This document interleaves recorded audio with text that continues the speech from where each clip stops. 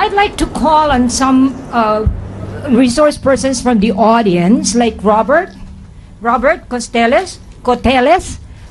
You'd like to share your experience? Hello. Yeah, you have a minute to win it. Good morning. Thank you for letting me be here. I'm a foreigner from Canada, Alberta actually. I grow and use medical marijuana, and I've been doing so effectively for the last 4 years. I'm here to talk with the hopefuls and the people here. If anybody needs to answer or ask any questions, I'm willing to give whatever you need. I grow and I bake my medical marijuana into a bread that I eat, and it has 9 grams per slice, and I eat one of these slices per day, and I've lost over 183 pounds in the last 4 years. And I'm controlling my issues very, very well, and I'd like to share that with anybody who's interested. Okay, you have 60 seconds more. Whoa, interesting. Okay. Oh yeah, what are you sick of? I have many different illnesses. Apparently, they like me to speak of the breast cancer. I had male breast cancer when I was about 28 years old. They gave me 3 months to live. How old are you now? 50. Oh, okay. Good. When I first started using, I was told I couldn't, and that I had 3 months to live. They wanted to take the left side of my chest off of my frame, snip my bile ducts, and put me on morphine, which I'm allergic to. And they gave me 6 months to live if I did that. I told them I'd get back to them. I started grinding the flowers of the marijuana into peanut butter and honey and eating 3 grams per day, which was really hard to choke down. Within 6 months, my body had ate mass that was on my chest. It had sucked it back in and ate it, and made it totally disappear.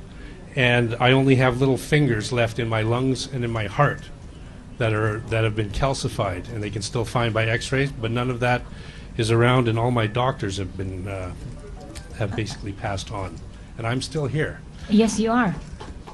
And the last 4 years, I was put back onto oxycodone sublingual, and I had to take 4 to 8 pills a day, which is very strong for pain and issues from many car accidents, oil field issues, and being a master martial artist, I'd had many fight issues as well during my career. And in order to control my pain and stuff, they put me on oxycodone and a whole bunch of other medications, and I gained a lot of toxic weight. I was up to 363 pounds when I first came to the Philippines. I quit taking all these medications and went back to Canada and got onto the medical marijuana program and started eating my medicine. I have lung issues. I can't smoke it. And by doing so, my body transformed. I have pictures. I have all my stuff here. And it's changed me, and it's helped me, and it's given me a new life, a life I wouldn't have had. Can we ask Cynthia Vargas, another special part of the audience, to share with us her experience with what time is it? Good morning, everyone. I am Cynthia Algas Vargas. I came from General Santos City. The first time I came here was last November for the Kapihan Forum with Dr. Taya. I presented my case to him. My son is 21 years old, and he's been having seizures since he was 5 months old. After his first day of vaccine, and in the evening, he started having seizures. He was also admitted at the St. Luke's ICU after he started the first seizures, and he was on a respirator for 10 days. The seizures continue despite the medications, and then 2 years after, he was also diagnosed with autism. My advocacy started with autism, and I never dreamed I will be here advocating for medical marijuana. For 21 years, my son has been taking different kinds of anti-seizure medications, and his current medication is Depakote and Topirol, which is 4,000 milligrams Depakote and 100 milligrams Topirol. He was also earlier prescribed with Risperdal because of behavior problem. It was, what can I say? It was a nightmare. The nightmare started since he was 5 months old, and 21 years later, ganun pa rin po, walang pinagbago. Marijuana was taboo in our family. My parents were conservative. I finished school from Catholic. Sige. Okay. You're at Catholic University. Oh, yeah. That is very conservative. I graduated from Ateneo de Davao. Oh, okay. I also worked with PNB for 13 years. So right now, one-on-one ako sa anak ko.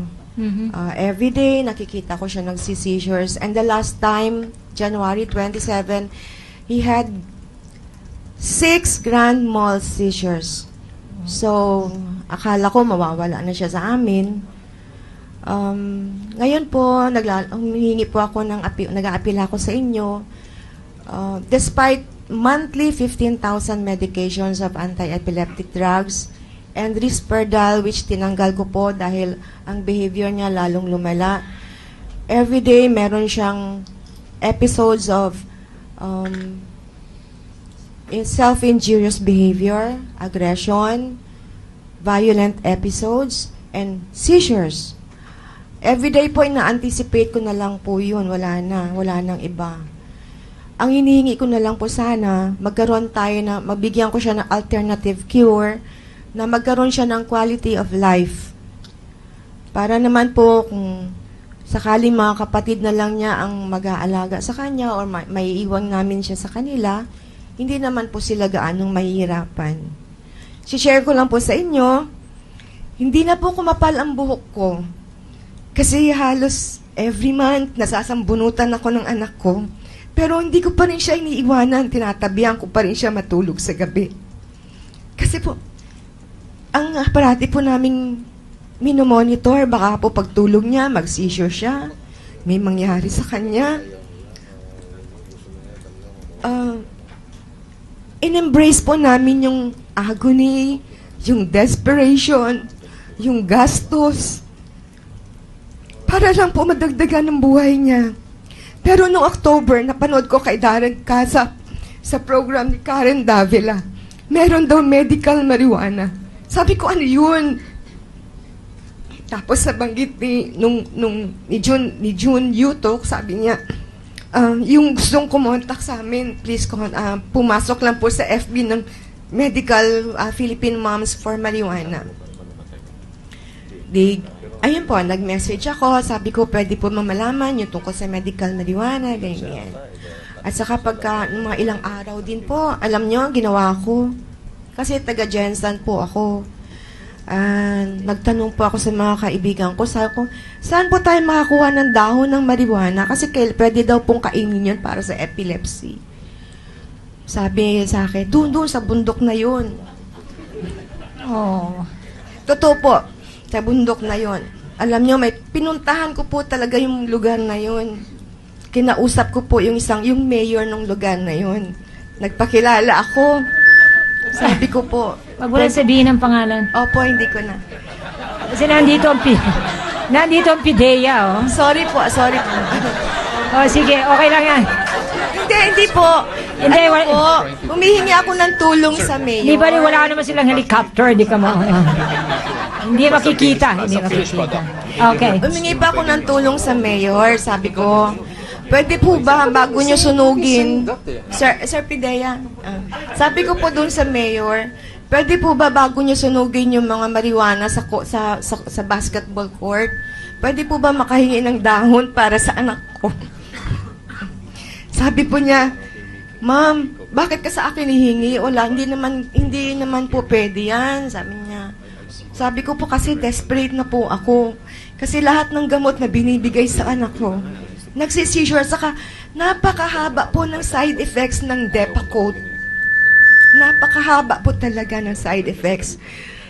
Sabi niya, sige, i-refer kita sa PIDEA. Babae din yon, baka maintindihan ka niyan.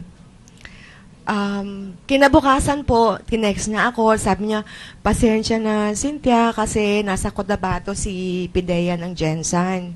Sabi niya ganun sa akin. Yun po.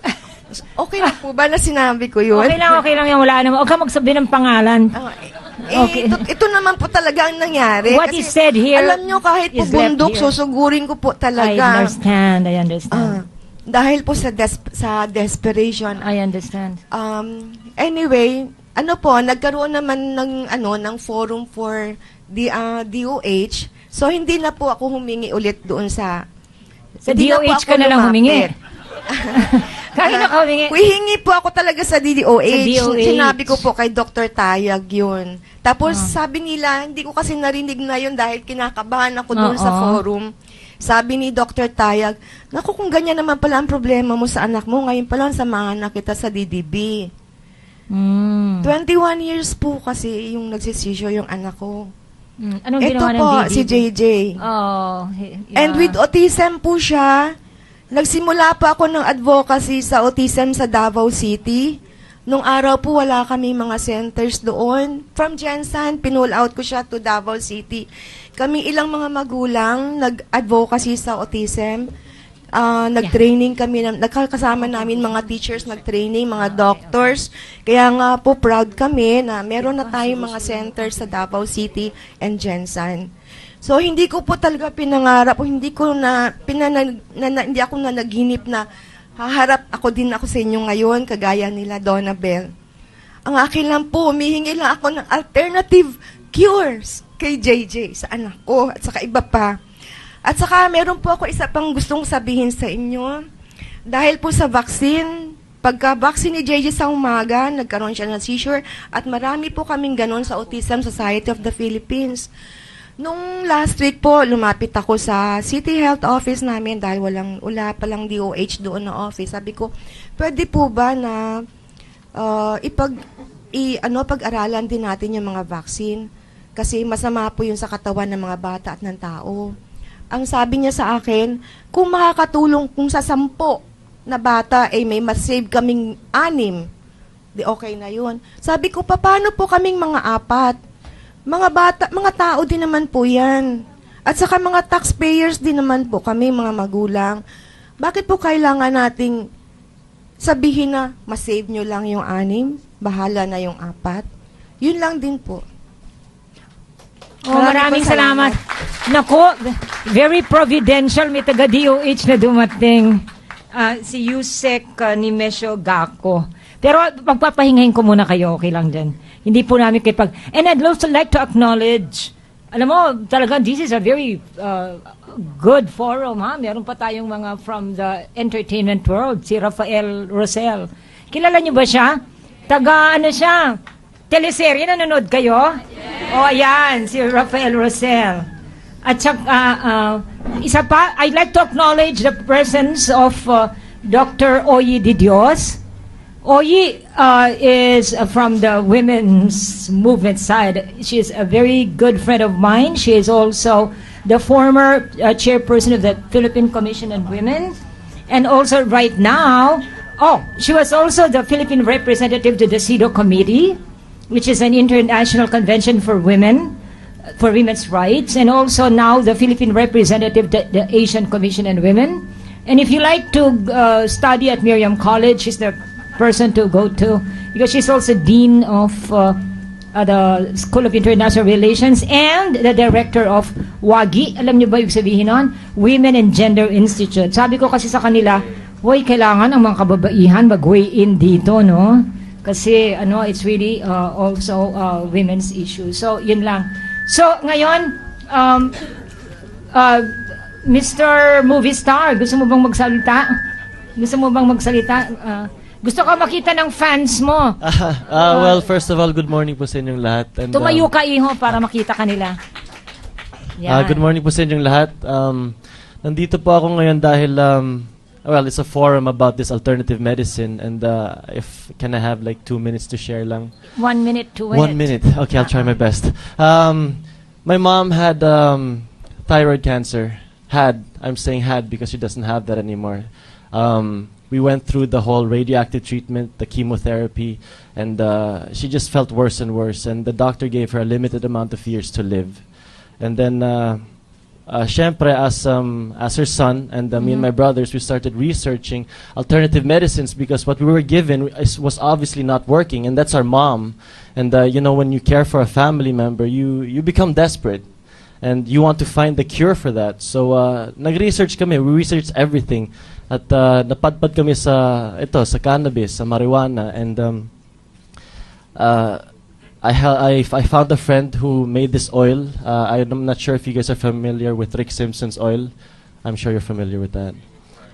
Yeah, exactly. And they took like one grain of rice na drop every morning for just 2 months. And she came back to the doctor, and the doctor said, "Ma'am, whatever you're doing, continue what you're doing. I don't care what it is, because your cancer cells are regressing." And I can proudly say now, thank you, that my mom is much younger, and she's much more happier. And it's such a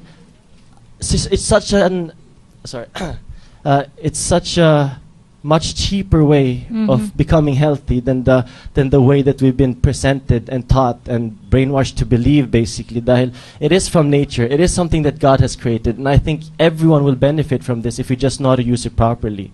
So I'm just here to share that, and hopefully in the future more people will be cured from this plant, and it will open more minds for the people so that we know what kind of medicine we actually have. Thank you so much. Now, let's go to our regional sites. Go back to Zamboanga. John, can we go back to Zamboanga?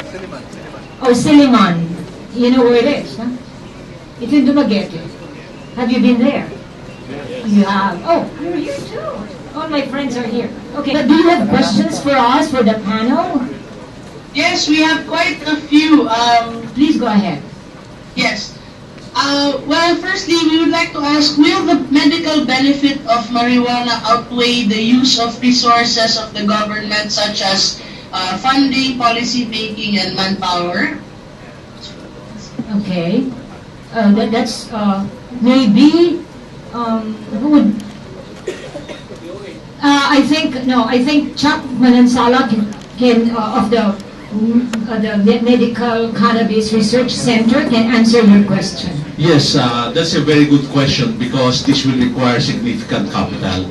What we propose is that we harness private capital to partner with government in some sort of private-public partnership so that significant investment can be allotted for research and for development and for the production of cannabis. Because to make this medical, we have to make it pharmaceutical grade. Meaning, even the plants, the raw material should be under highly controlled environment. We control for soil, we control for strain, we control for growing system. Even the method of delivery and the method of ingestion should be prescribed and dosed. So this will not happen if it is done by backyard operations and it is open to abuse. In fact, the growing should only be under license. The licensing is strictly under a government. We propose a specialized government agency called the Office of Medical Cannabis so that accountability is clear-cut, so that we do not impose additional strain on government resources. And then let's find enlightened capitalists investors who are not after purely profit, who will be willing to invest a significant amount of money, and like Senator Sagisag said, will be willing to fund low-cost operations, because our organization is for the safe, legal, and affordable access to medical marijuana, and to see the country as a caring country where people with legitimate medical needs will not be deprived of their right to health. So I think that's the key issue, is to involve the private sector in a very clear agreement on what to do and how to approach it. Okay. What about Dr. Go? Do you have the money? The question, Dr. Go, is about the use of resources. Yep. So will the use of government resources for research on cannabis, be prudent, considering that Okay. there are other needs? I'll answer the question by saying that the FDA is a government regulatory agency. Oh, that's right, you said that. So who's got the money here? And the money we don't have, and Right, we right. cannot even participate in your research. You're right. Otherwise, it would be biased. There are other government agencies you can knock on the doors. I mentioned PITAC. I've mentioned the PCHRD, Okay. or you can get funding and research. And you can partner with UPNIH and other academic institutions doing health research. Okay, okay. And then Okay, we Dr. validate your data, and on that basis, we will determine whether there's evidence. By the way, I need to make a point about vaccines and autism. Okay. It's a hoax. The scientists who published a paper in Lancet many years ago that claimed MMR vaccines cause autism because of metals has been debunked, has been proven a liar, and the data is a hoax. And the Lancet that published an article has apologized 2 years ago. So there might be other reasons for autism, but it cannot be vaccines. Okay, thank you for that clarification. Can we hear from our DOH Undersecretary, Gako? If you would like to say something, otherwise it's still okay. We can. Would you like to say something about the issue? Perhaps, what about the DOH? What is it doing about at the department? Because FDA is also with DOH, right? So, There are different claims of medicinal use of marijuana. Some are anticonvulsant, anti-emetic, anti-nausea, euphoric effect, etc. And we should understand that there are different varieties of marijuana. So different varieties will provide different effects. So what are the issues in not using medical marijuana? One is actually it's not medical, but there's a relation to it, that there's a tendency to a higher dose, because we know that marijuana is addictive and may serve as a gateway to use other drugs that are addictive. And number two is there is no enough study to convince the Department of Health now of its therapeutic effect. And there was a meeting that was arranged by the Food and Drug Administration regarding this, in order for practitioners who would need or are using would be using it will be consulted, but there was no practitioners that have come out. The fourth one is there are other alternatives for the different diseases or symptoms. There are other than marijuana. So what are the issues on using it? One could be individual idiosyncrasies. The other alternative drugs that are present now may not have an effect to an individual, and the marijuana may be the only thing that can solve it. So we have the existing compassionate use of this for other which the BIFAD would provide. But you have to comply with some conditions in order for it to be used. But marijuana is not one of them as of the present. There are other medicines that are to be authorized to use through the compassionate use. And the Bill 5 would have different conditions on this, that this is the last resort, last alternative, that the other alternatives have been exhausted already, that to identify who would prescribe, and also the right dose. So our recommendations of the department is actually to have more study to prove and evaluate that the benefits will outweigh the risk. What the risk that I'm saying is about the addictive side, and then that it would be the last alternative. That so if this is the only available means of alleviating the disease, then why not? But if there are other alternatives, then utilize that. Yes. Okay. And then to identify the specific variety and the quantity to produce such effect. So if this would be legalized, then that deregulation will come in. That is identifying the right dose and the right variety.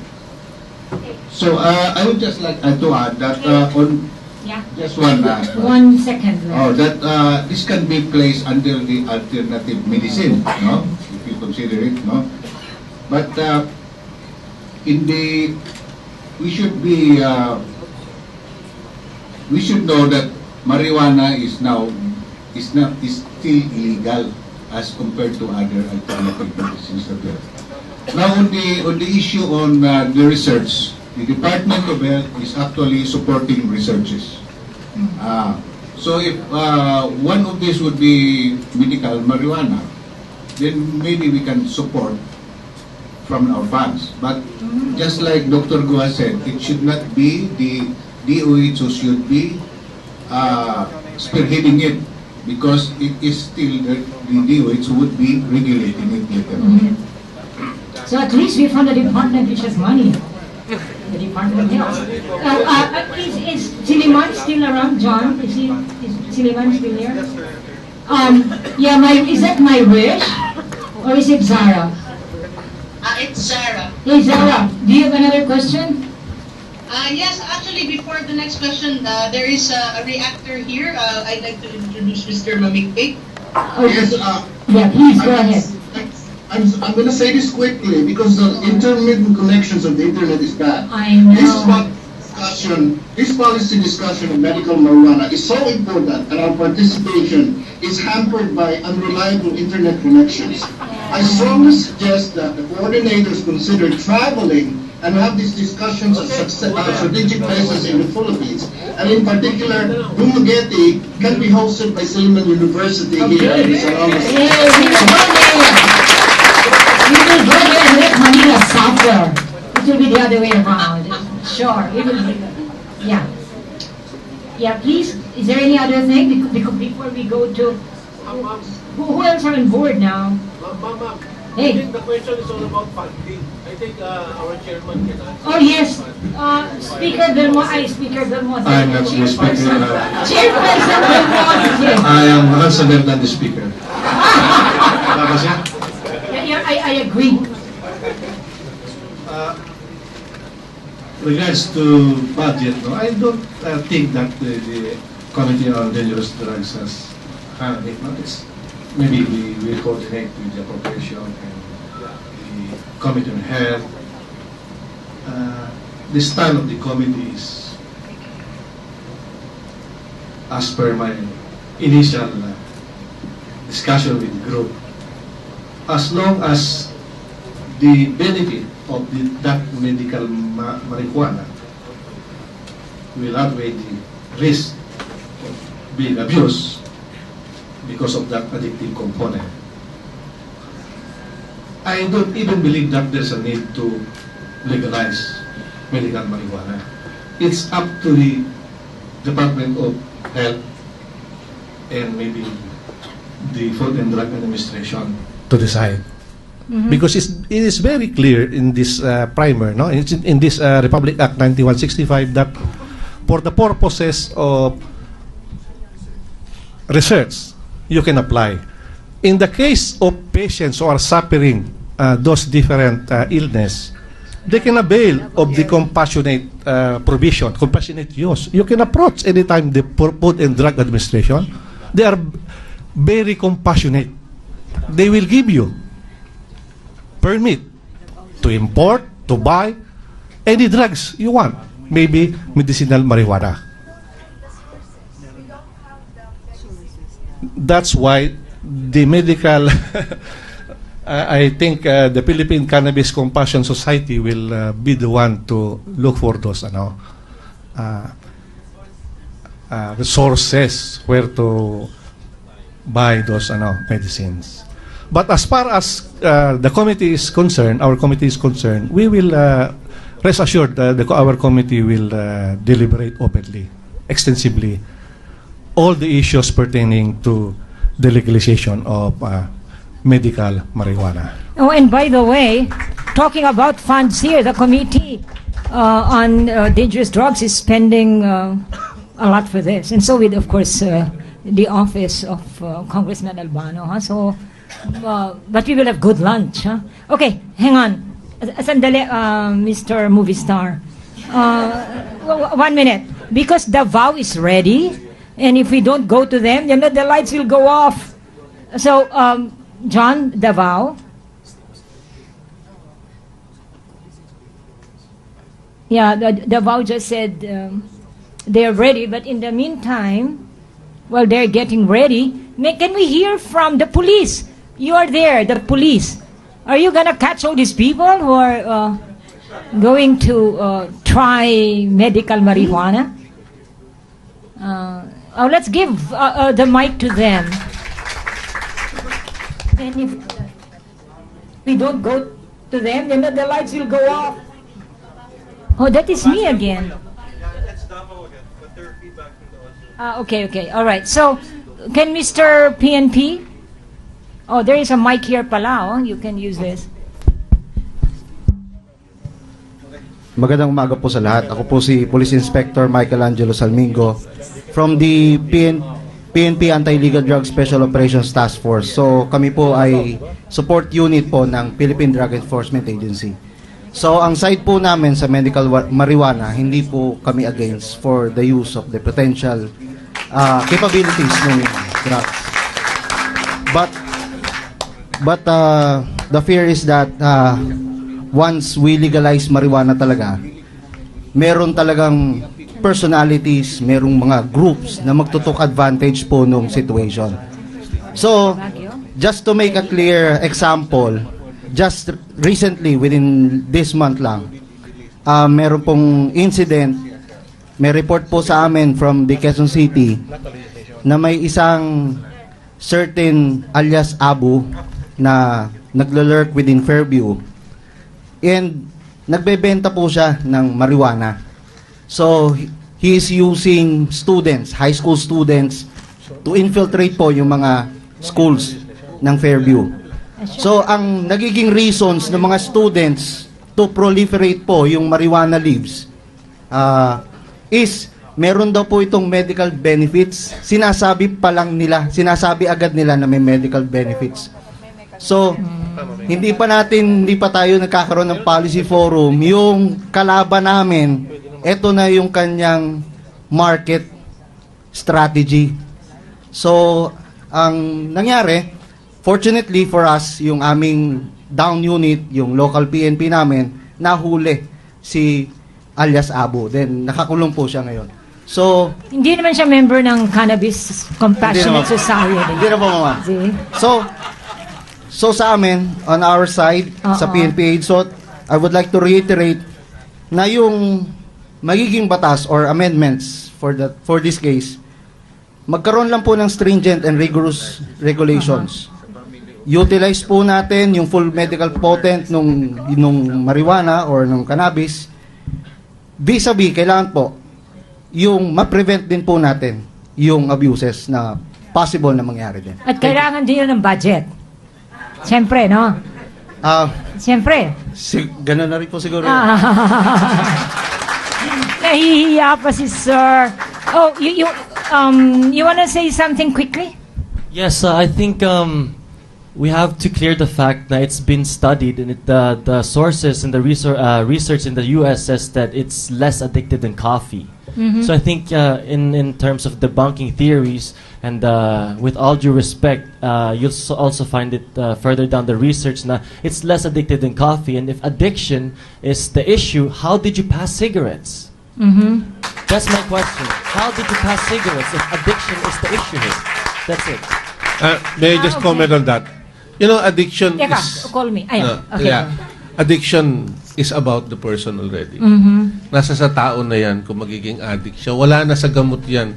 Kahit na ilatag ko sa iyo lahat ng gamot at sigarilyo, kung ayaw mo talaga magsigarilyo at ayaw mo touch ang gamot na yan, nasa sa iyo na yan. Correct. Thank you.